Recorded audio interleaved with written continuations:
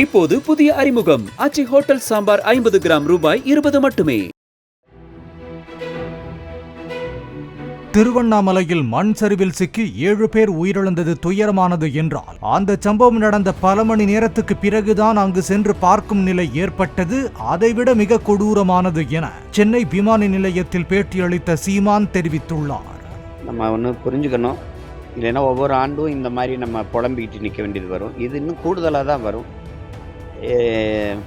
எங்கள் அப்பா நம்மாழ்வார் சொன்னதை தான் நான் உங்களுக்கு சொல்ல விரும்புகிறேன்.